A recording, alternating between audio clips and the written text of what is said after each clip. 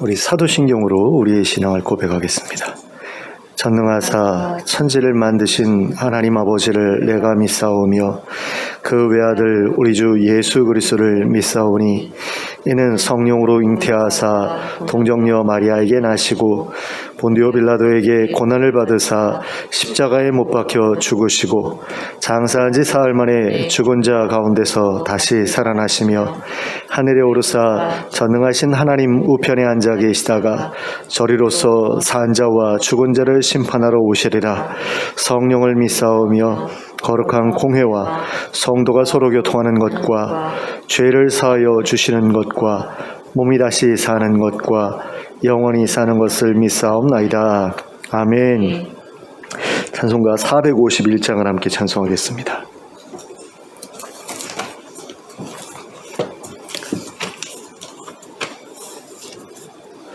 찬송가 451장입니다.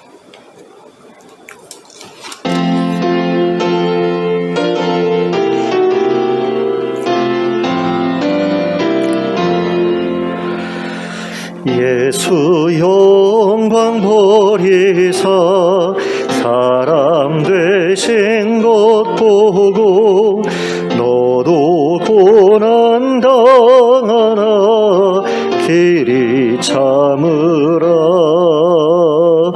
예수 친히 십자가 지고 가신 것 보고 너도 주의 십자가 지고 따르라. 예수 너를 위하여 죽으심을 본받아 너도 남을 위하여 몸을 바쳐라. 예수 부활하셔서 승리하신 것 보고 너도 승리할 줄을 믿고 싸워라. 예수 승천하셔서 영광 받으심 보고 너도 영광 받을 줄 믿고 섬겨라. 예수 다시 오셔서 상을 주실 줄 믿고 너도 상을 얻도록 참고 참으라. 아멘. 457장 한 곡 더 부르겠습니다. 457장입니다. 457장입니다.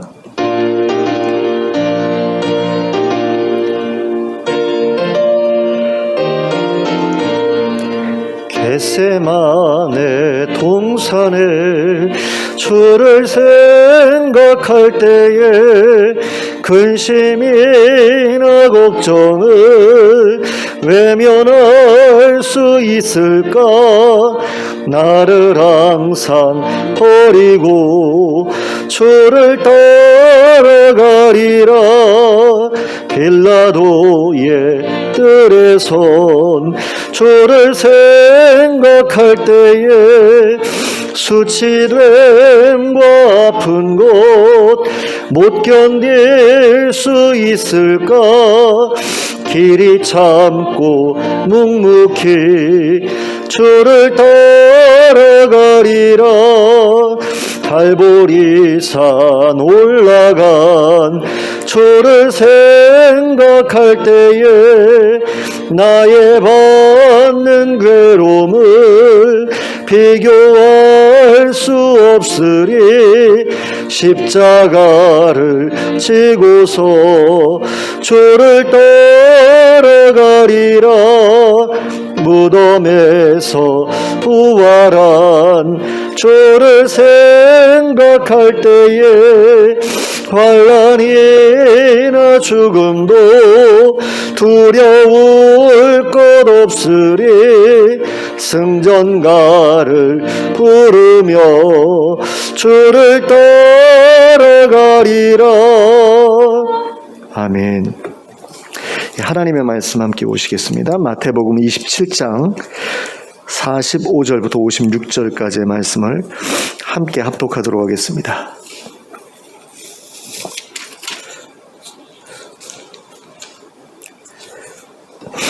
마태복음 27장 45절부터 56절까지 함께 합독하도록 하겠습니다. 같이 읽습니다. 시작. 제6시로부터 온 땅에 어둠이 임하여 제9시까지 계속되더니 제9시쯤에 예수께서 크게 소리질러 이르시되 엘리 엘리 라마 사박다니 하시니 이는 곧 나의 하나님 나의 하나님 어찌하여 나를 버리셨나이까 하는 뜻이라. 거기 섰던 자 중에 어떤 이들이 듣고 이르되 이 사람이 엘리야를 부른다 하고 그 중에 한 사람이 곧 달려가서 해면을 가져다가 신 포도주에 적시어 갈대에 꿰어 마시게 하거늘 그 남은 사람들이 이르되 가만두라 엘리야가 와서 그를 구원하나 보자 하더라. 예수께서 다시 크게 소리 지르시고 영원히 떠나가시니라. 이에 성소 휘장이 위로부터 아래까지 찢어져 둘이 되고 땅이 진동하며 바위가 터지고 무덤들이 열리며 자던 성도의 몸이 많이 일어나되 예수의 부활 후에 그들이 무덤에서 나와서 거룩한 성에 들어가 많은 사람에게 보이니라. 백부장과 및 함께 예수를 지키던 자들이 지진과 그 일어난 일들을 보고 심히 두려워하여 이르되 이는 진실로 하나님의 아들이었도다 하더라. 예수를 섬기며 갈릴리에서부터 따라온 많은 여자가 거기 있어 멀리서 바라보고 있으니 그 중에 막달라 마리아와 또 야고보와 요셉의 어머니 마리아와 또 세베대의 아들들의 어머니도 있더라. 아멘. 예수님께서 십자가에 달리신 시각은 오전 9시였다고 합니다. 그리고 돌아가신 시각은 오후 3시였다라고 하죠. 본문 45절에 기록된 제6시부터 제9시까지라 함은 바로 정오부터 오후 3시까지를 가리킨다라고 그렇게 볼 수 있겠습니다. 자, 예수님께서 십자가에서 못 박히시고 나서 3시간 동안은 날이 밝았던 것 같습니다. 근데 정오부터 날이 어두워졌다라고 되어 있는데 이것은 어쩌면 많은 구름이 갑자기 모여들었거나 아니면 개기일식이 벌어졌거나 했기 때문이라 이렇게 생각이 됩니다. 패션 오브 크라이스트라는 영화를 보시면 예수님의 죽으심과 함께 하늘에서 빗방울이 떨어지는 것을 보게 되는데요. 하나님께서 그 눈물을 흘리시는 것 같은 어떤 그런 이미지로 연출하고 있는 것을 보게 됩니다. 이것은 그 어두움이 구름으로 인해서 생긴 것으로 해석한 것이라고 그렇게 볼 수 있을 것 같습니다. 근데 또 어떤 분들은 일식이었다라고 그렇게 이야기하는 분들도 계시는 것을 보게 되고요. 정확하게 우리가 어떤 식으로 어둠이 임했는가 이 부분에 대해서는 정확하게 알 수는 없습니다. 자, 제9시가 되었을 때, 그러니까 오후 3시쯤이 되었을 때 예수님께서 크게 소리를 질러 부르셨다라고 본문이 말씀하고 있는데 그 말씀의 내용이 엘리 엘리 라마 사박다니라는 그런 말씀이었죠. 이것을 우리말로 번역하면 나의 하나님 나의 하나님 어찌하여 나를 버리셨나이까 라는 뜻이라고 하는데요. 예수님께서 이러한 기도를 드리셨던 이유는 과연 무엇이었을까? 이걸 한번 생각해 봤으면 좋겠습니다.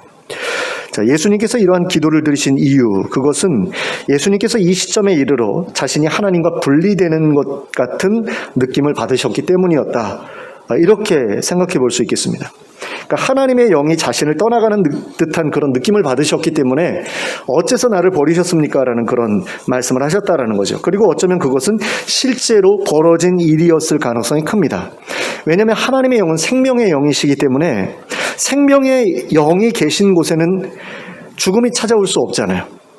그래서 예수님께서 죽음을 맞이하시기 위해서라도 하나님의 영이 예수님으로부터 떠나실 수밖에 없는 거죠. 생명의 영이 예수님과 함께 있는데 어떻게 예수님께서 돌아가실 수가 있겠어요? 생명의 영이 잠깐이라도 떠나 있어야 예수님께서 죽음을 맞이하실 수 있을 것 아닙니까? 그래서 그 분리가 일어났던 것인데, 이러한 분리의 감각은 예수님께 굉장히 그 충격적인 그런 느낌으로 다가갔을 것이 분명합니다. 그러니까 한 번도 하나님과 분리된 적이 없으셨던 예수님께서 지금 하나님과 처음으로 분리되는 경험을 하신 거잖아요. 이거는 마치 그 사람들이 많이 모여있는 곳에서 엄마 손을 놓쳐가지고 엄마를 잃어버린 그런 아이의 그런 어떤 심정하고 비슷한 심정으로 예수님께 다가왔을 겁니다. 그러므로 예수님의 이러한 반응은 우리로 하여금 하나님과 분리되어 있지 않은 상태가 예수님께 얼마나 그 평화로운 어떤 그런 그 마음으로 살아가게 해주었을까라는 그런 사실을 깨닫게 해줍니다. 그러니까 하나님과 분리되지 않은 상태에서 예수님께서 얼마나 안정감을 느끼시고 평안을 느끼시고 그러면서 살아가셨을까. 그러다가 갑자기 분리가 되니까 굉장히 당황스럽고 두려울 수밖에 없는 거죠. 예수님으로서는 이게 처음으로 느껴보는 그런 충격적인 경험이었을 것이다. 근데 이런 정도가 하나님과 잠깐 이렇게 분리되는 이것이 그렇게 충격적인 것이었다라고 한다면 예수님께서 하나님과 함께 하실 때의 그 평안은, 그 안정감은 얼마나 대단한 것이었을까. 이걸 이제 역으로 우리가 생각해 볼 수 있다라는 거죠. 저희 집에서 이제 후추라는 고양이를 키우고 있는데요. 이 후추라는 고양이를 저희가 그 태어난 지 한 달 정도 됐을 때 집 앞에 있는 곳을 데리고 들어와서 이제 살기 시작했거든요. 근데 이놈의 집 밖으로 데리고 나가려고 하면 난리가 벌어집니다. 굉장히 무서워해요. 두려워해요. 그러니까 집 안에 있을 때는 굉장히 그 평안한 거죠. 근데 집 밖으로 이렇게 데리고 나가려면 막 발버둥을 치고요. 난리를 피웁니다. 그래가지고 이렇게 껴안고서 뭐 베란다 쪽으로 나갈 때도 사실은 처음에는 쉽지 않았고요. 근데 문간으로 이렇게 해가지고 나가려고 하잖아요. 그러면 이제 그 발톱을 세워가지고 안 떨어지려고 옷을 꽉 붙잡고 이렇게 하거든요. 두려운 겁니다. 그러니까 집 밖으로 나가면 우리와 분리될 수 있다라는 어떤 그런 두려움이 있는 것 같아요. 그러니까 이것은 또한 반대로 생각하면 우리 집에서 살고 있는 것을 이놈이 얼마나 편안하게 생각하고 있는지를 우리가 알 수 있게 되는 거죠. 그러니까 아침마다 밥 주죠.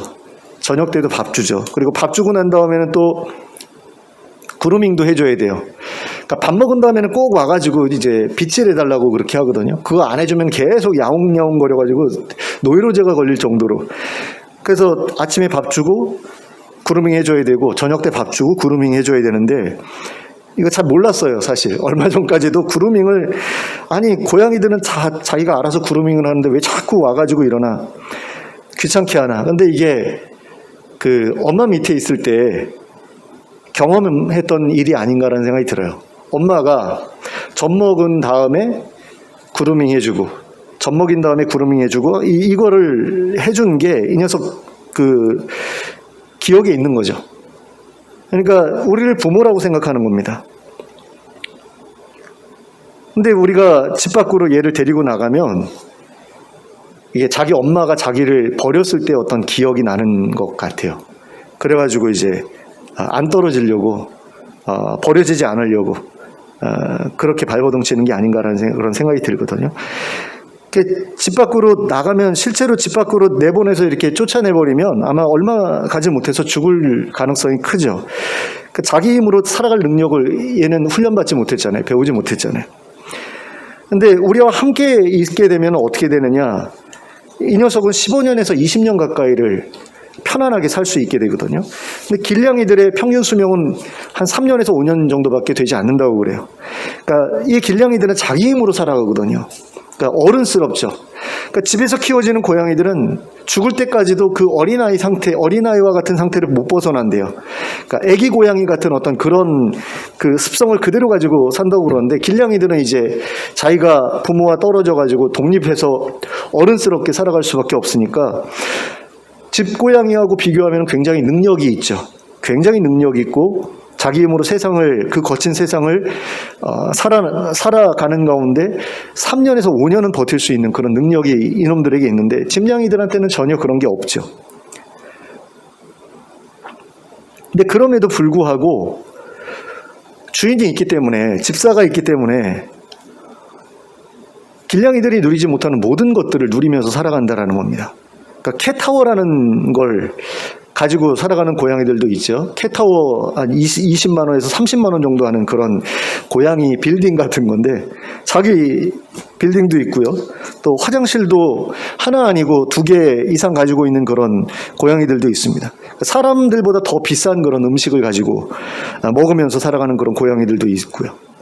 그러니까 반려동물이라는 존재가 주인을 잘 만나기만 하면 그렇게 평안하게 안정적으로 살아갈 수 있게 됩니다. 그러니까 굉장히 행복하게 살아갈 수 있게 된다는 거죠. 우리 딸이 그런 이야기를 얼마 전에 했어요. 다음 생에 만약에 다시 태어날 수 있다라고 한다면 부잣집에서 키우는 고양이로 태어났으면 좋겠다라는 그런 이야기를 하는데, 진짜 팔자가 늘어지거든요. 고양이들 진짜 좋은 주인 만나서, 개도 그렇지만 개 팔자가 상팔자라고 그러는데 고양이 팔자는 그거보다 더 나은 팔자 같은 생각이 들 때가 있어요. 좋은 집사와 함께 살아가는 고양이는 그렇게 행복하게 살아갈 수 있다라는 건데요. 제가 왜 이 말씀을 드리냐면 사람도 고양이하고 별로 다르지 않다라고 느껴지기 때문이에요.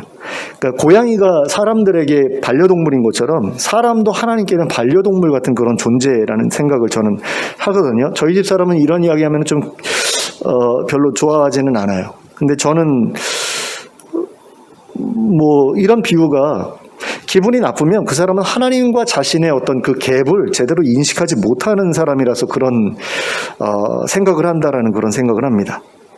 그러니까 하나님과 우리의 갭은 굉장히 큽니다. 그래서 그 하나님께서 이스라엘 백성들을 향해서 너 지렁이 같은 야곱아 이렇게 말씀을 하시잖아요. 그러니까 하나님과 우리 사이의 갭은 사람과 지렁이 정도의 갭 정도가 되거든요. 고양이도 아니에요. 개도 아니고 지렁이 정도의 어떤 그런 갭이 있을 정도로 하나님과 우리 사이는 그렇게 큰 갭이 있거든요. 근데 고양이 정도로만 봐줘도 대단한 거죠. 그러니까 하나님께 있어서는 우리가 하나님의 집에 입양된 그런 반려생물, 그렇게 그런 존재로 하나님께서는 보실 수 있다라는 것이고, 우리도 그렇게 우리 자신을 생각할 수 있다라는 거죠. 그래서 믿는 사람과 믿지 않는 사람들의 차이를 우리가 보면, 뭐 집고양이와 길고양이의 어떤 그런 차이, 그런 것보다 더 큰 차이를 가지고 있는 어떤 그런 격이다라고 그렇게 생각할 수 있지 않겠나라는 생각을 해봅니다. 그러니까 하나님의 집에서 살아가는 그런 하나님의 백성, 하나님의 반려자가 우리가 된다면, 그 밖에 있는, 하나님의 집 밖에 있는 그런 사람들과는 완전히 다른 어떤 그런 삶을 살아갈 수밖에 없다라는 거죠. 정말 대단한 그런 어떤 그 평안과 많은 어떤 필요들의 그 결핍 없이 살아가는 그런 삶이 우리에게 주어진다라는 겁니다. 근데 대부분의 사람들이 하나님의 집에서 하나님의 보살핌을 받으며 살아간다는 것이 얼마나 좋은 것인지, 얼마나 안정감 있는 것인지, 얼마나 대단한 것인지 알지 못합니다. 잘 알지 못해요. 그래 본 적이 없기 때문에, 태어날 때부터 하나님의 집 밖에서 살고 있기 때문에, 그래서 길냥이처럼 살아가고 있는 어떤 그런 삶 속에 있다 보니까 그게 전부인 줄 아는 거죠. 내 힘으로 잘 살아가고 있다라고 생각을 해요. 한 3년 정도 넘기고 한 5년 정도 살면 참 잘 살아온 삶이었어 라고 그렇게 생각한다라는 거죠. 하지만 한 번이라도 하나님의 집에서 살아본 그런 경험이 있다라고 한다면 그 하나님의 집 밖에서 사는 삶이 얼마나 피폐한 삶인지를 알 수 있게 되죠. 그러니까 길냥이가 입양이 돼가지고 누군가의 집에서 이렇게 편안하게 살다가 파양이 돼가지고 이렇게 쫓겨난다. 그럼 얼마 못 살거든요. 얼마나 비참한 그런 삶이 됩니까? 근데 그 비참한 삶 가운데 있다는 사실을 길냥이들은 아예 모른다라는 겁니다. 좋은 데서 살아본 적이 없다 보니까, 처음부터 밖에서 태어나가지고 밖에서 살아가다 보니까 그게 얼마나 좋은지, 그리고 그 집사와 분리되는 게 얼마나 두려운 일인지 모르는 거죠. 집사의 존재 자체를 인지를 못하고 사람들이 무조건 접근하면 싫은 겁니다. 두렵고. 그 존재가 자기를 예뻐해가지고 너 우리 집 가서 살자라는 어떤 그런 초대를 해도 그거에 대해서 거부하는 어떤 그런 반응을 보일 수밖에 없는데, 하나님의 집 밖에 있는 사람들이 그런 위치에 있다라는 거죠. 근데 예수님 같은 경우는 하나님의 집 밖으로 나와본 적이 없는 분이잖아요. 하나님과 절대로 분리되어 본 그런 적이 없는 분이고, 하나님의 집에서 나와서 생활을 하시면서도 하나님과 절대로 분리되지 않은 그런 상태에 계셨던 분이거든요. 근데 왜 그분이 굳이 하나님의 집 밖으로 나와서 길냥이 같은 사람들하고 그렇게 같이 어울리셨느냐? 그 버려진 사람들, 하나님과 분리되어 있는 사람들을 다시 하나님의 집으로 초대하기 위해서 그 편안한 집에서 나오신 겁니다. 편안한 집에서 나오셔가지고 마치 집에서 이렇게 사랑받고 크던 그 고양이가, 집냥이가 자기의 형제들을 자기 집사한테 소개시켜주고 그 집사의 집에서 같이 살아가기 위해서 이렇게 찾아오는 것처럼 예수님께서 그렇게 하나님의 집 밖으로 나와서 우리한테 오셨다라는 거죠. 그럼에도 불구하고 하나님과의 관계는 분리되지 않은 상태에 있었는데, 십자가에 달려서 죽어가는 그 과정을 겪으면서 하나님과 분리되는 그 느낌을 처음으로 느끼셨기 때문에, 그것이 너무나 두렵고 고통스러웠기 때문에 소리 지르시면서 어째서 나를 버리셨습니까? 라고 그렇게 하셨다라는 거죠. 그러니까 그 정도로 마음이 짓눌리는 그런 일을 겪으셨다라는 겁니다. 근데 예수님께서 이렇게 하나님과 분리되는 경험으로 고통스러워하시는 그 소리를 들었던 사람들은 그 소리를 하나님을 찾는 소리가 아니라 엘리야를 부르는 소리라고 그렇게 생각을 했습니다. 그러니까 로마 카톨릭 교인들이 큰 어려움을 만나면 하나님 대신에 성인의 이름을 부르잖아요. 자기의 수호 성인이라고 생각하는 그 성인의 이름을 부르잖아요. 그런 것처럼 유대인들도 큰 어려움을 만나면 하나님을 부르는 게 아니라 엘리야를 불렀다고 그럽니다. 왜냐하면 하나님은 굉장히 부담스러운 분이었기 때문에, 그러니까 너무나 멀리 계시고 너무나 크신 분이고 너무나 거룩하신 분이기 때문에 그분 앞에 자기네들이 설 수 없다라고 생각하면서 살았잖아요. 근데 하나님을 불렀더니 하나님께 정말로 오셨어요. 그럼 자기네들은 오히려 더 그게 힘들고 괴로운 그런 일이거든요. 왜냐하면 자기네들은 죄인인데, 죄인인 자기들 앞에 하나님께서 나타나시면 우린 죽는다라고 겁을 집어먹고 있는 사람들이 어떻게 하나님을 부를 수 있겠어요. 그러니까 엘리야를 부르는 거죠. 그래서 그들은 예수님도 자기들처럼 엘리야를 불렀을 거다, 내가 저 상황이면 엘리야를 부른다라고 생각하고 있었기 때문에 예수님도 자기들처럼 엘리야를 불렀을 것이다 라고 생각을 한 거죠. 하나님을 부른 것이라고 생각을 못하고요. 그리고 과연 엘리야가 와서 예수님을 구원하는지를 확인하려고 했던 것을 볼 수 있습니다. 그리고 그 중에 한 사람은 해면을 가져다가, 스펀지 같은 거 가져다가 신포도주에 적셔가지고 막대기에 끼워서 예수님께 마시게 하려고 하죠. 십자가에 못 박히기 전에 신포도주를 이제 예수님께 마시게 하려고 했었잖아요, 로마 군병들이. 근데 그거 예수님께서 거절하시지 않았습니까? 그렇기 때문에 이 사람이 그 해면에 찍어가지고 이렇게 스펀지에 찍어서 마시게 하려고 했을 때 예수님께서 그것을 마시지는 아마 않으셨을 거라는 생각이 들어요. 근데 왜 이 사람이 그렇게 했을까? 아까 보니까 마시지 않더라는 거죠. 그러니까 지금이라도 주면 좀 고통이 덜하지 않을까? 얼마나 힘들면 엘리야까지 부를까? 이런 생각을 하고 불쌍한 마음에 그렇게 했던 것 같아요. 그런데 이 사람이 예수님께 신포도주를 가져다 마시게 하려는 것을 본 다른 사람들의 반응이 어땠습니까? 그들은 이 사람의 행동을 말리면서 가만히 두라, 엘리야가 와서 그를 구원하나 보자라고 그렇게 말했습니다. 저는 이게 굉장히 잔인한 그런 모습이라는 생각이 듭니다. 그러니까 누군가 고통 속에서 죽어가고 있는데, 그리고 자신을 구원해줄 누군가를 부르짖어 불러야만 할 정도로 그 고통에 괴로워하고 있는데 거기에 대해서 조금도 불쌍하다라고 생각을 하지 않는 거죠. 그러니까 그들에게는 그게 그냥 구경거리인 거예요. 정말로 엘리야가 와서 저 사람 구원하는지 한번 궁금하다, 보고 싶다라는 겁니다. 근데 진짜로 엘리야가 와서 예수님을 구하는 일이 벌어지면은 어떻게 하려고 이 사람들이 그걸 그냥 내버려 두자고 했을까?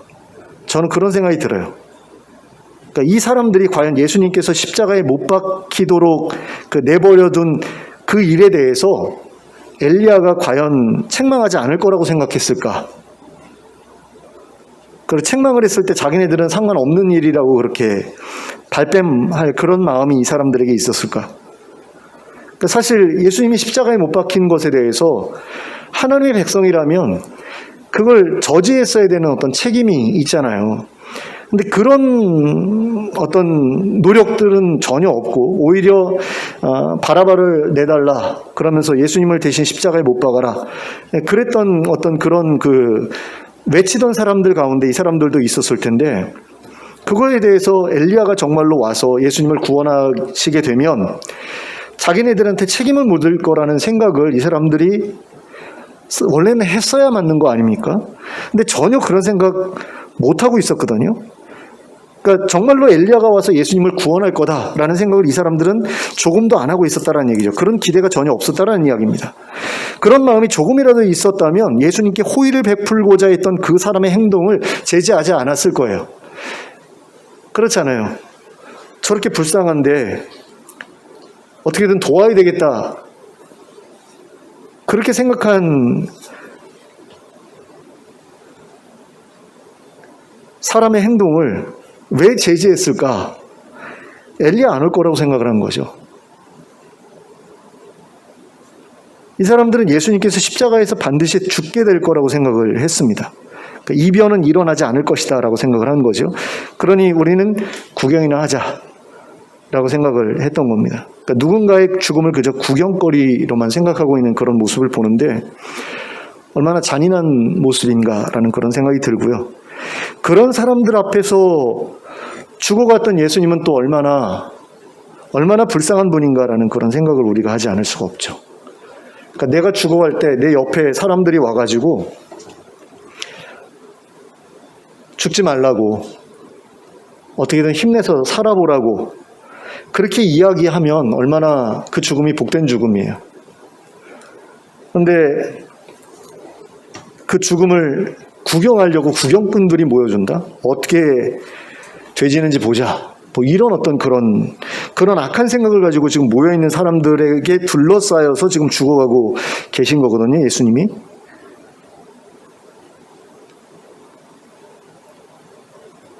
그런 가운데에도 예수님께서 십자가에서 내려오지를 않습니다.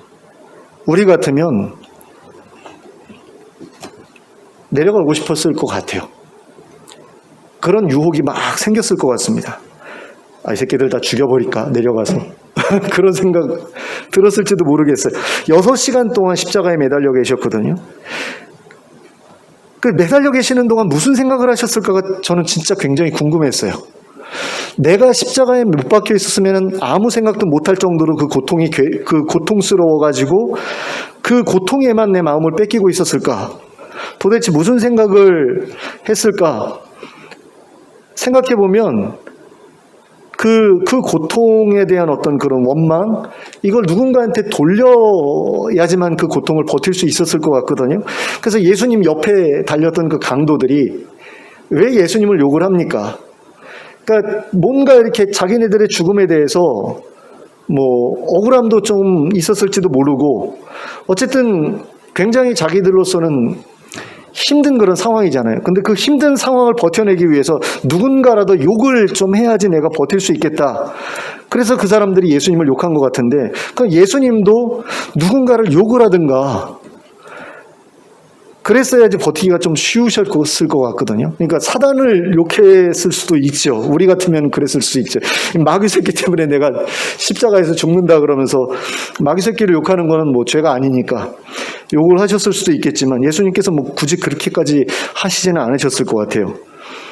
도대체 무슨 생각을 하고 계셨을까라고 했을 때 그 니코프 카잔차스키인가요?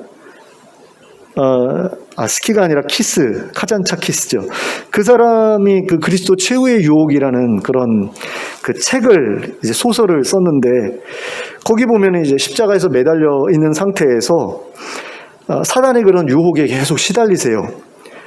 그러니까 십자가에서 내려가 가지고 그 마리아하고 결혼해서 가정을 꾸리고 자식을 낳고 잘 사는 어떤 그런 것을 사단이 보여주면서 야, 십자가에서 내려가면은 그런 삶이 너한테 주어질 거야. 뭐 이런 유혹을 하는데 예수님께서 그걸 다 이겨내시고 십자가에서 돌아가시는 어떤 그런 장면. 그런 그 내용이 그 소설의 마지막 부분이거든요. 영화로도 만들어졌다고 그러더라고요. 영화는 안 봤는데 전 책으로만 봤는데 우리였으면 과연 어떤 생각을 하고 있었을까라고 했을 때 예수님은 제가 생각하기에 예수님은 그 십자가의 죽음을 통해서 자신의 죽음을 통해서 이루어질 그 하나님 나라 그걸 그려보고 계셨을 것 같다는 생각이 들어요. 그러니까 고통을 이기는 방법이 여러 가지가 있겠지만 욕을 하는 것도 하나의 방법이라고 그러더라고요. 너무 삶이 힘들고 괴로울 때는 누군가를 저주하고 욕하는 걸 통해서 좀 그 힘든 걸 덜어보는 어떤 그런 것도 사실 효과가 전혀 없지는 않다고 그럽니다. 근데 또 한 가지가 뭐냐면 그 고통이 지나가고 난 다음에 내가 누리게 될 어떤 그런 행복한 그런 삶에 대해서 그려볼 때 그 고통을 이겨내기가 좀 수월해진다고 그러죠. 그러니까 내가 조금만 더 고생하면 뭐 집을 살 수가 있어. 내가 조금만 더 고생을 하면 뭐 뭘 할 수 있어. 어떤 그런 기대감을 붙들고 있을 때 그 고통이라는 것을 이겨낼 수 있게 되지 않습니까? 그러니까 예수님 같은 경우도 그 소망을 가지고 버티셨을 것 같다는 생각이 들어요. 내가 죽어서 하나님의 백성들이 하나님의 집에 들어가서 살 수 있게 되는 그런 일이 벌어지면 하나님께서 내게 맡겨주신 이 사람들이 나와 더불어서 거기서 영원히 행복하게 살 수 있게 되지 않겠나. 이것에 대한 기대가 예수님으로 하여금 십자가에서 내려가지 않도록 그렇게 버티게 만들어주지 않았을까라는 그런 생각이 든다라는 거죠. 그런 가운데 이제 죽음의 순간이 다가오죠. 그랬더니 예수님께서 마지막으로 소리를 지르시는데 그 소리 지른 내용은 나와 있지 않아요, 본문에. 하지만 우리는 다른 복음서를 통해서 알고 있죠. 뭐라고 부르짖으셨는지. 테텔레스타이라고 부르짖으셨다라고 되어 있는데 이제 다 이루었다라는 그런 말씀을 하셨고요. 그러니까 내가 죽으면 그 사람들의 죄값이 다 해결되니까 이제는 됐어라는 그런 의미죠. 다 내가 값을 치렀어라는 그런 뜻이고요. 그 다음에 이제 내 영혼을 아버지 손에 부탁하나이다. 그리고서 이제 목을 떨구셨다라고 되어 있는데 그 순간에 몇 가지 일어난 그런 현상들이 있었다라고 본문이 소개하는 것을 우리가 볼 수 있습니다. 첫 번째는 성소의 휘장이 찢어진 것을 볼 수 있는데 이 휘장은 어떤 휘장이냐? 성소하고 지성소를 가르고 있던 그런 휘장이거든요. 그래서 그 휘장을 지나갈 수 있는 것은 오직 대제사장뿐이죠. 대제사장만이 1년에 단 한 번 들어가가지고 그것을 청결하게 만드는 그런 의식을 행하고 나오는데 그 휘장이 찢어짐으로써 무슨 일이 벌어지느냐. 그 성소에 들어갈 수 있었던 모든 사람들이 그 지성소의 내부를 볼 수 있게 되는 거기에 임하신 하나님의 임재를 가려줄 휘장이 찢어졌기 때문에 하나님의 임재를 직접적으로 경험할 수 있는, 볼 수 있는 그런 은혜가 그들에게 허락되었다라는 거죠. 그러니까 이것은 예수님께서 왕같은 제사장으로 부르심을 받은 당신의 백성들 모두가 당신의 죽음을 통해서 지성소에 들어갈 수 있게 되었다라는 것을 상징합니다. 그러니까 하나님과 우리를 갈라놓고 있었던 그 죄의 막이 찢어짐으로써 하나님과 우리 사이에 더 이상 장막이 존재하지 않게 되었다라는 것을 상징하는 사건이 바로 이 사건이었다라는 겁니다. 그리고 예수님께서 죽으실 때 또 한 가지 일어났던 일은 지진이었다라고 이야기하고 있습니다. 이 51절과 52절을 보시면 땅이 진동하고 바위가 터졌다. 이건 뭐 지진이 일어났다는 그런 이야기인데 그걸로 끝이 아닌 것을 보게 됩니다. 무덤들이 열렸다라고 그래요. 지진이 나가지고 무덤 막고 있었던 어떤 그런 그 바위 같은 것들이 깨지거나 뭐 움직이거나 그래가지고 닫혀있던 그런 그 무덤들이 열려지게 되고 또 그런 가운데 이제 죽어있던 그런 성도들 가운데 몇몇 사람들이 부활해서 그 예루살렘에 들어가게 되는 어떤 그런 일이 벌어졌다라고 그렇게 이야기를 하고 있는데 과연 이 말을 어느 정도까지 사실이라고 받아들여야 될지 사실 저는 좀 그래요. 왜냐하면 예수님께서 부활하셨을 때 정말로 되살아난 사람들도 예수님처럼 예루살렘 성에 들어갔다라고 한다면 예수님의 제자들이 예수님의 부활을 믿지 못했을 이유가 없거든요. 그러니까 예수님 혼자 부활해서 야 내가 부활해서 니들한테 다시 왔어 라고 그렇게 예수님 혼자서만 그러셨으면 믿기 힘들죠. 실제로 믿지 않았잖아요. 근데 야 먹을 거 있으면 가져와봐 그러고서 생선 드시는 모습도 보여주고 그러니까 그 사람들이 그제서야 믿지 않습니까? 왜 못 믿었어요? 이런 경우가 없었거든요. 이런 경우가 사실 나사로가 다시 살아난 그런 일도 있었지만 그건 예수님께서 살리셨다라고 생각을 했거든요. 근데 예수님이 죽으면 예수님을 다시 살릴 수 있는 누군가가 없잖아요. 하나님께서 직접 살리셔야 되는데 하나님께서 직접 살리실 것에 대해서는 이 사람들이 생각을 못했던 거죠. 그러니까 누군가의 손을 통해서 선지자든 그리스도든 누군가의 손을 통해서 부활하는 것은 자기네들이 받아들일 수 있겠는데 그 선지자가 죽었을 때는 도대체 누가 살리냐? 하나님이 직접 살려야 되는데 하나님이 직접 살린 경우는 없잖아요. 엘리사도 죽은 다음에 하나님께서 다시 살리셨나요? 아니잖아요. 여러 선지자들, 예레미야 선지자, 이사야 선지자들 죽었을 때 하나님 다시 살리셨나요? 선지자들을 통해서 다른 사람들을 살리신 경우는 많지만 선지자들이 죽었을 때 선지자들을 다시 살리신 경우는 없지 않습니까? 그러니까 예수님이 죽으셨으니까 이제 다 끝이야 라고 생각을 했는데 만약에 예수님 말고 다른 죽었던 사람들이 다시 살아났다라고 한다면 이 사람들은 누가 살린 거예요? 예수님께서 다시 부활하셨으니까 살리신 거라고 생각하지 않겠어요? 하나님께서 직접 살리셨다라는 것을 믿을 준비가 안 돼 있는 사람들이잖아요, 이 사람들은. 그러니까 예수님께서 다시 부활하셨을 때 그걸 믿지 못했잖아요. 왜?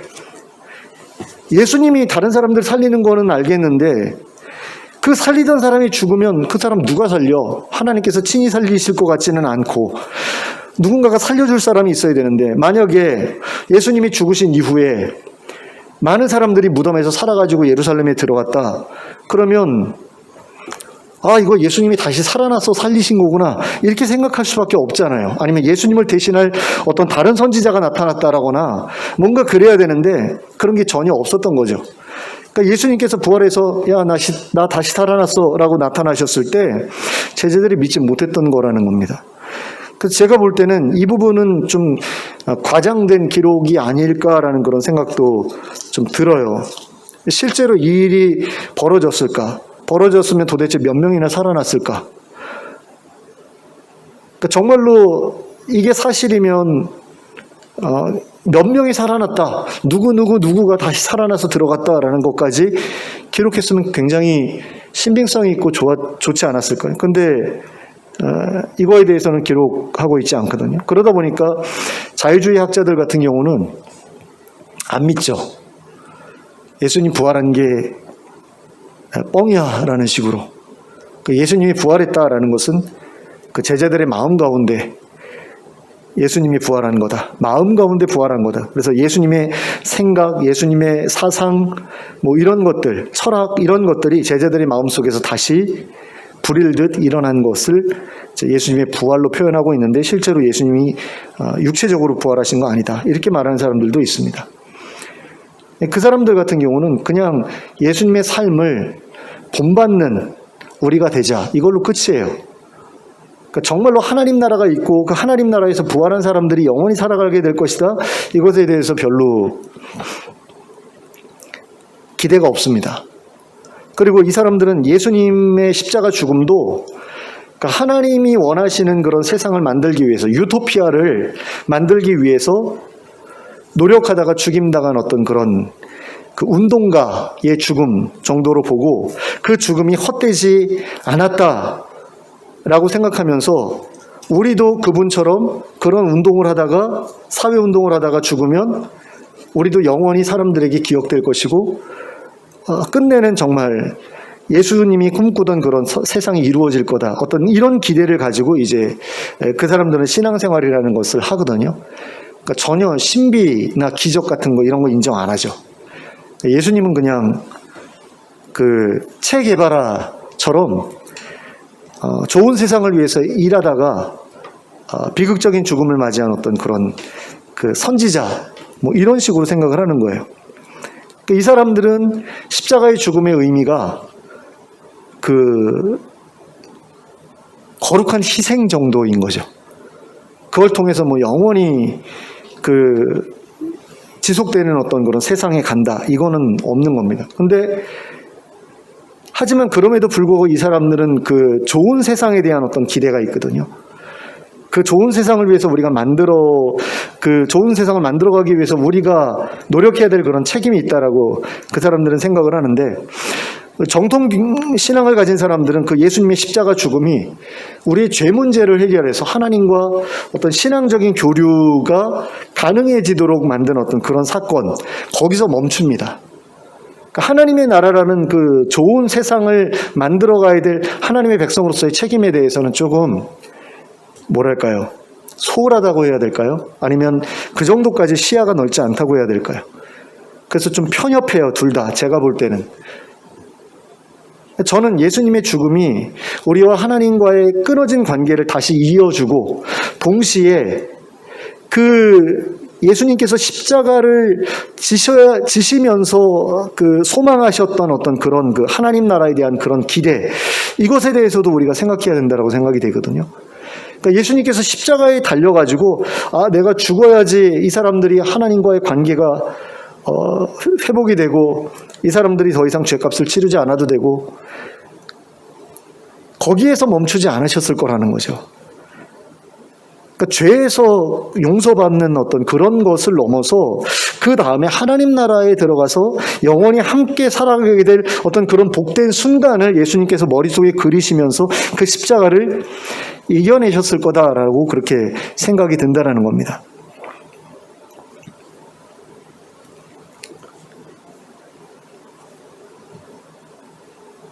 자, 그리고 이제 예수님께서 그 돌아가실 때 벌어졌던 그 지진을 보면서 그 사람들이 반응을 보이는 것을 우리가 살펴보면, 그 예수님을 십자가에 못 박고 나서 그곳을 지키고 있던 그 백부장이 있었잖아요.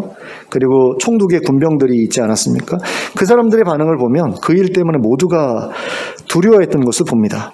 그러면서 예수님을 진실로 하나님의 아들이었구나 이렇게 고백을 하는데, 다신교라는 배경을 가지고 있는 그 사람들에게 있어서 하나님의 아들이라는 것은 우리가 말하는 하나님의 아들과는 좀 다르죠, 의미가. 그러니까 그들이 말하는 하나님의 아들이라는 것은 많은 신 중에 어떤 신의 아들에 불과한 거예요.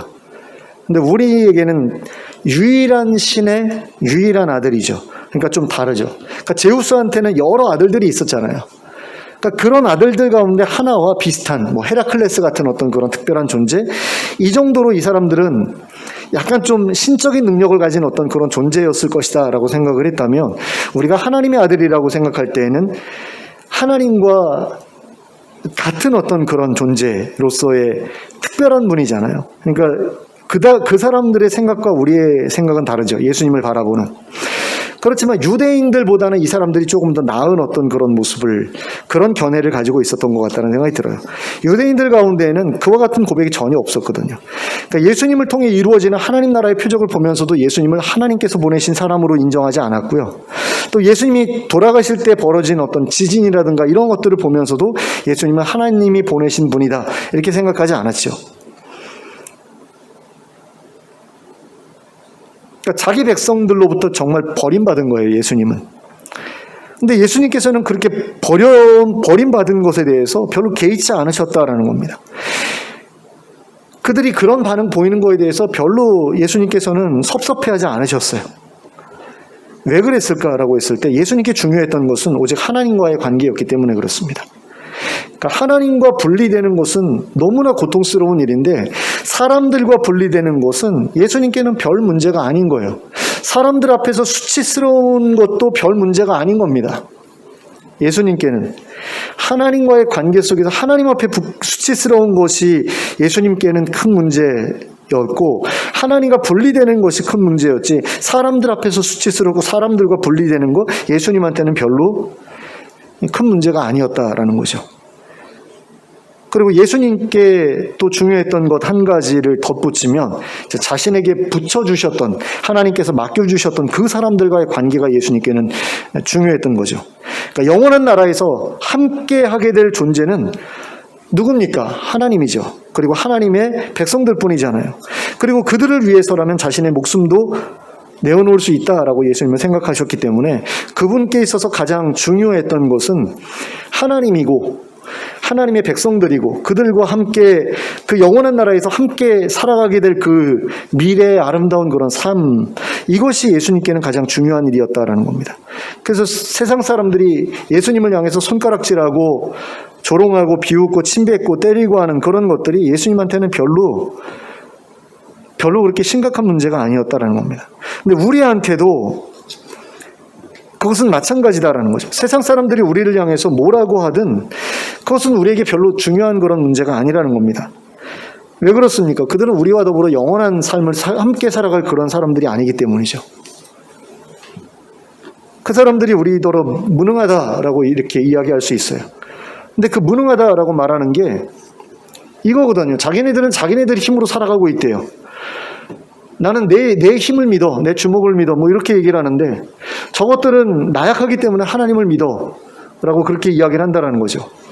근데 그래봤자 5년, 3년에서 5년 살고 많은 그런 인생이 그 피폐한 그런 환경 속에서 살아가다가 끝나는 인생이 복된 인생이냐, 아니면 15년, 20년 동안 하나님이 챙겨주시는 거 누리면서 살아가는 게 더 복된 것이냐. 고양이의 그 삶을 살펴보기만 해도 어느 게 나은지 우리가 알 수 있거든요. 하나님과의 관계 속에서 하나님의 집 밖에서 살아가는 것과 하나님의 집 안에서 살아가는 것 사이에는 그거보다 더 큰 그런 차이가 있다라는 거죠. 근데 하나님 집 밖에서 영원히 버려져서 비참하게 죽어갈 사람들이 우리는 자기 힘을 믿어도 될 정도로 능력이 있는데 저것들은 능력이 없어서 하나님을 의지하면서 살아간다. 이렇게 손가락질하는 게 우리한테 무슨 의미가 있느냐라는 거죠. 아무런 그건 자극도 되지 않고 뭐 조롱조차 되지 않는 그런 일인 겁니다. 그래, 니들은 그렇게 고생하면서 살다가 그렇게 끝내. 우리는 하나님의 집에서 영원히 살 거야 라는 어떤 그런 마음이 있다면 다른 사람들이 우리더러 뭐라고 하든, 뭐라고 조롱을 하든, 뭐라고 손가락질을 하든 그게 뭐 별 문제가 아니다라는 겁니다. 부끄러운 일도 아니고 창피할 일도 아니고 그것이 우리에게 그렇게 고통스러운 그런 일도 아니다라는 거죠. 물론 그 사람들이 우리를 때리고 이러면 아프겠죠.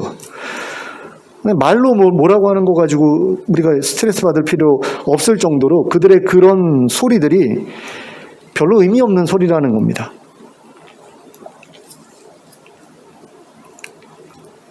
그 사람들은 우리와 영원히 함께 살아갈 사람들이 아니기 때문에. 하지만 우리가 영원히 함께 살아갈 사람들은 굉장히 우리에게 중요한 존재죠. 예수님께서는 당신이 하나님 나라에서 같이 살아가야 될 그 사람들 때문에 세상에 오셨잖아요. 그리고 그들을 위해서 그들의 죄를 짊어지셨잖아요. 그리고 그들을 위해서 십자가에서 죽으셨잖아요. 그리고 그것을 위해서 잠시 동안이나마 하나님과 분리되는 그런 고통까지 겪으셨잖아요. 하나님께는 그 사람들이 그렇게 중요한 사람들이었다라는 거죠. 우리도 마찬가지인 겁니다. 우리에게도 그 사람들은 정말 중요한 사람들이죠. 우리가 사랑하는 그 사람들, 우리와 영원히 하나님 나라에서 함께 살아갈 그 사람들은 우리에게 정말로 중요한 사람들입니다. 근데 그런 사람들과 하나님 나라에서 함께 살아가기 위해서 우리가 감수해야 되는 게 있는데 바로 그게 십자가라는 거죠.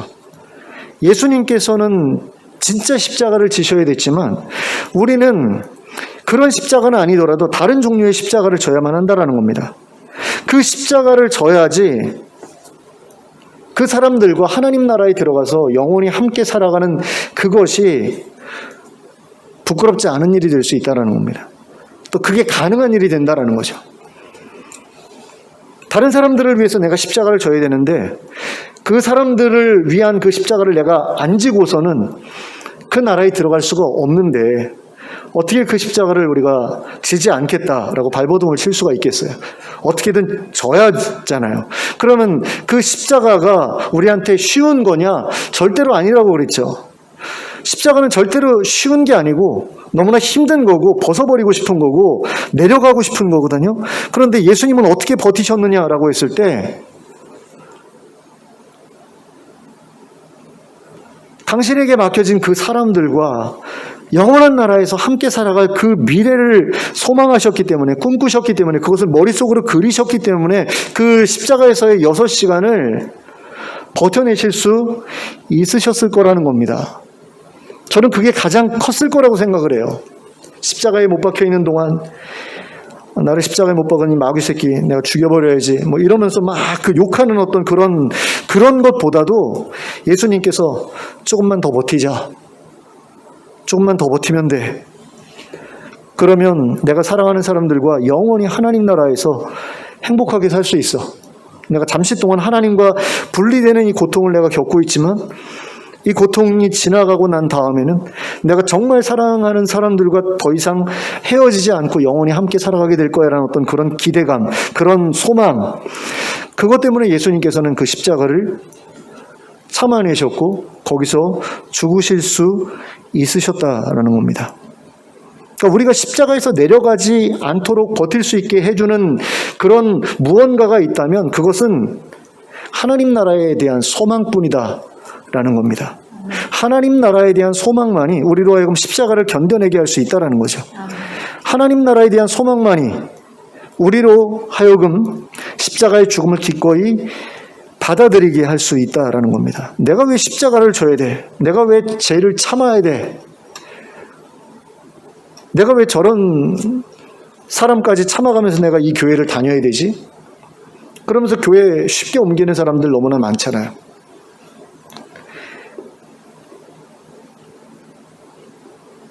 그게 십자가인데 십자가 지고 싶어 하지 않는다라는 거죠.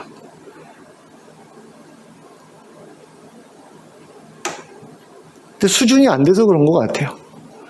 저도 수준이 안 돼서 십자가 안 지고 도망친 적이 굉장히 많았다는 생각이 듭니다. 제가 다른 교역자들보다 교회를 부교역자 때 많이 이동을 했거든요. 왜 이동을 했을까요? 십자가 지고 싶지 않았었죠. 나를 막 인정해주고 내 설교 좋다고 막 성도들이 할 때는 막 신나서 사역하다가 목사님이 쪼고 뭐 다른 어떤 성도가 쪼고 이러면 금방 힘들어지는 거예요. 내가 이런 대접까지 받으면서 내가 여기서 사역해야 돼? 이런 생각이 드는 거죠.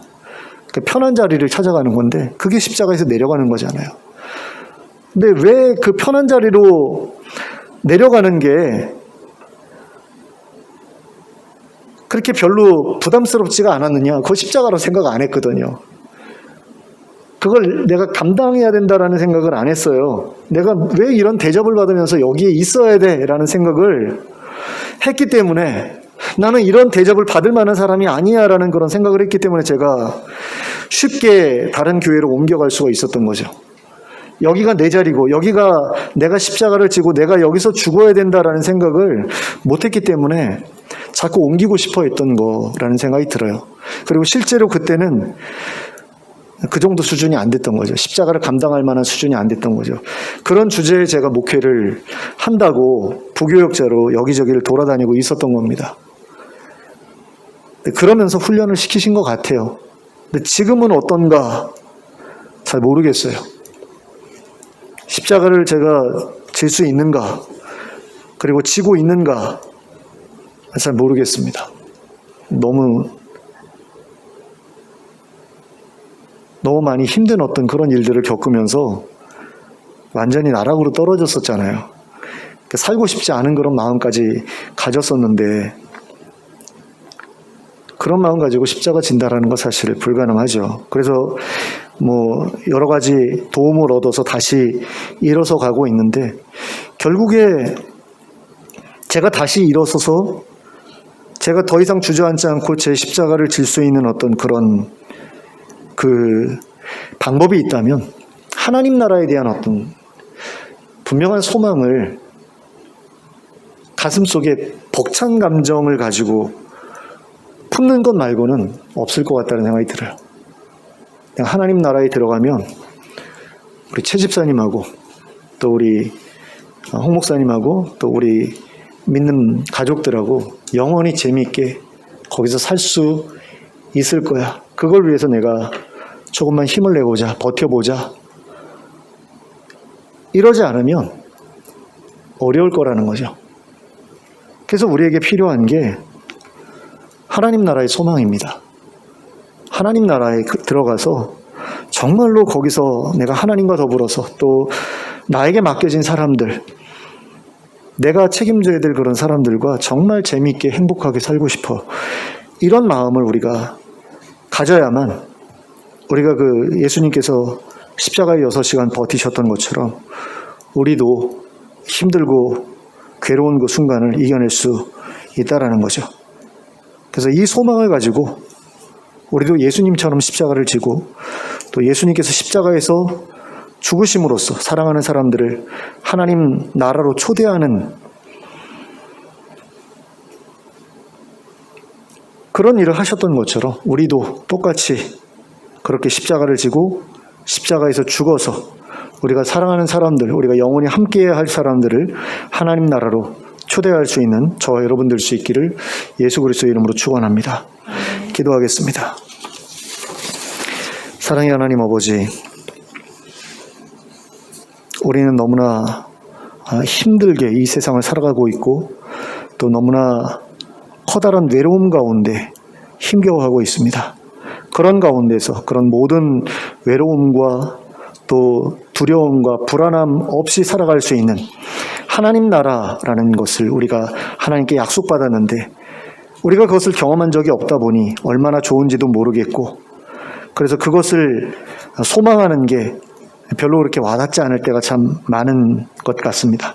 그런데 예수님께서는 그것을 이미 경험하셨고 그것이 얼마나 아름다운 삶인가를 아시기 때문에 하나님 우리를 초대하고 싶어서 이 땅에 오셨고 또 이 땅의 그 지옥 같은 그런 모습들을 그리고 악마 같은 사람들을 다 경험하시면서 이 땅을 살아가셨는데 하나님 결국 그런 소망을 예수님께서 끝까지 붙잡으셨기 때문에 우리를 구원하시려는 그 모든 계획을 다 이루셨던 것을 봅니다.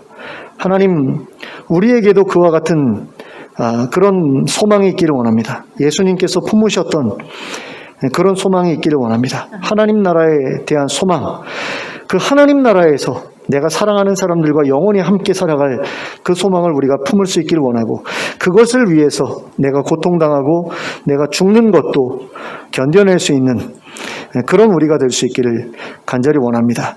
그러기 위해서 저희에게 분명한 소망이 필요합니다. 분명한 믿음이 필요합니다. 하나님의 약속하신 그 하나님 나라에 대한 소망이 필요하고 그것이 얼마나 우리에게 좋은 것인지 좋은 것을 약속하고 있는지를 우리가 정말 실감할 수 있게 되기를 원합니다. 성령을 통해서 하나님 그것을 우리로 경험하게 해주시길 원합니다.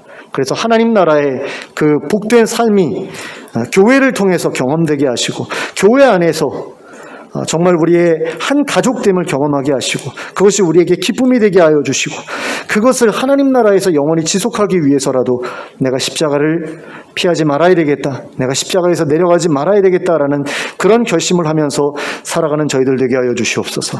그래서 예수님처럼 자기 사람들을 구원하고 그들과 영원한 하나님 나라에 함께 들어갈 그 준비를 잘 마무리 짓는 저희 모두가 될 수 있도록 인도하여 주시옵소서. 예수 그리스도의 이름으로 기도하였습니다. 아멘. 찬송가 458장 함께 찬송하겠습니다. 458장입니다.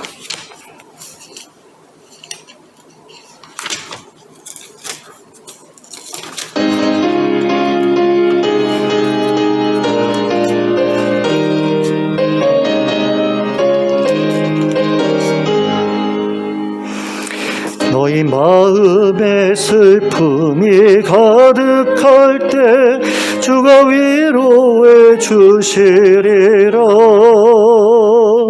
아침 해같이 빛나는 마음으로 너 십자가 지고 가라. 참 기쁜 마음으로 십자가 지고 가라.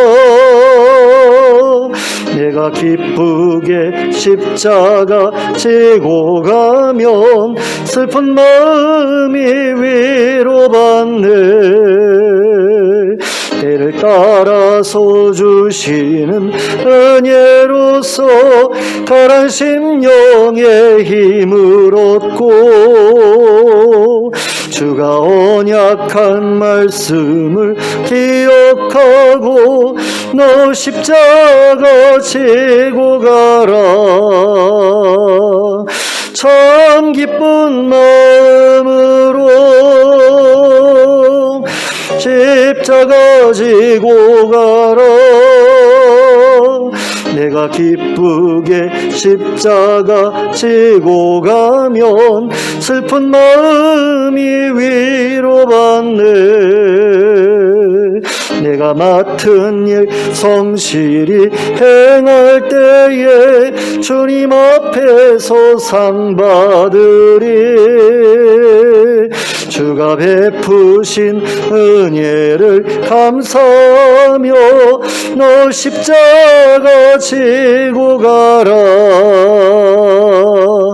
참 기쁜 마음으로 십자가 지고 가라. 내가 기쁘게 십자가 지고 가면 슬픈 마음이 위로받네. 아멘. 주님 가르쳐 주신 기도로 예배를 마치도록 하겠습니다. 하늘에 계신 우리 아버지여, 이름이 거룩히 여김을 받으시오며 나라의 임하시오며 뜻이 하늘에서 이룬 것 같이 땅에서도 이루어지이다. 오늘날 우리에게 일용할 양식을 주시옵고 우리가 우리에게 죄 지은 죄를 사하여 준 것 같이 우리 죄를 사하여 주시옵고 우리를 시험에 들게 하지 마시옵고 다만 악에서 구하시옵소서. 대개 나라와 권세와 영광이 아버지께 영원히 있사옵나이다. 아멘.